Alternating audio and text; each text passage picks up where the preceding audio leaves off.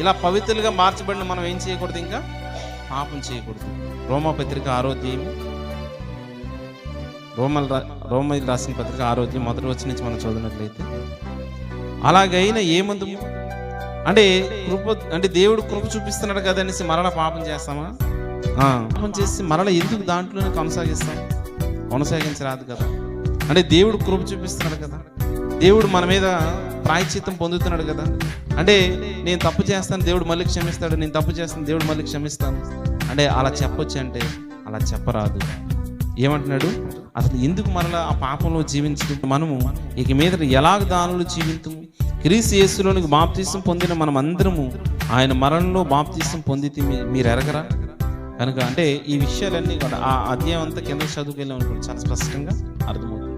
ఒకవేళ ఇది తప్పు అని తెలిసిన తర్వాత తెలియక ముందే ఇది తప్పు అని తెలిసింది అనుకో, ప్రాయశ్చిత్తం పొందుకోవాలి. ఒకవేళ చెప్పిన తర్వాత అయినా సరే దేవుడు, ఒకవేళ ఇది తప్పు అని తెలిసిన తర్వాత మన ప్రాయశ్చిత్తం పొందుకోవడం అంటే దేవుడు యాక్సెప్ట్ చేస్తాడు. దాన్ని మరి ఎన్నటికీ రిపీట్ చేయకూడదు. అంటే మన యొక్క నీతి కిరీటం, మన కొరకు దాచబడిన నీతి కిరీటం కొరకు అసలు యేసుక్రీస్తు రెండవసారి మరలా మన దగ్గరకు వస్తున్నాడు, మనలందరినీ ఆయన ఉండే నిత్య రాజ్యానికి తీసుకువెళ్తాడనేసి ఆ నిరీక్షణ కలిగి మనం ఏం చేయాలంటే పరిశుద్ధులుగాను నిర్దోషులుగాను బ్రతకడానికి మనం ప్రయత్నించాలి.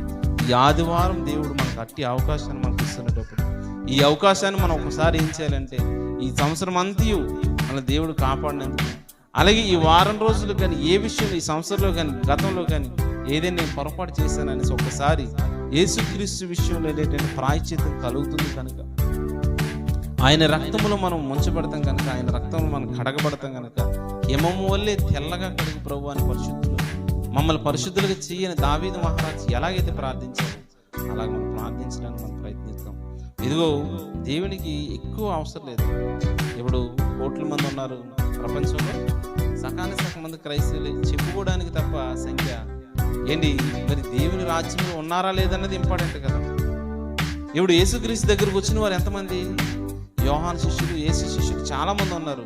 కానీ మిగిలిన వారు ఎంతమంది అంటే 12 మంది ఉన్నారు.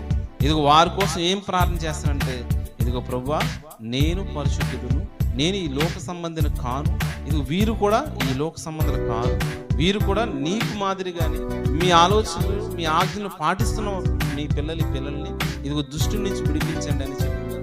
కనుక మనం కూడా ఏంటంటే ఎవరితోనూ మనం పోల్చుకునే దానికంటే, అంటే ఎవరినో మనం ఆలోచించే దానికంటే కంపారిజన్ చేసుకునే దానికంటే, ఇదిగో నేను నీతిమంతుడిగా బ్రతకాలి, నేను పరిశుద్ధంగా బ్రతకాలి, నా పాపం నేను ఒప్పుకోవాలి అనేసి మనం ఏం చేయాలంటే మనం అపవిత్రతను పోగొట్టు ఇలా పవిత్రులుగా మార్చబడిన మనం ఏం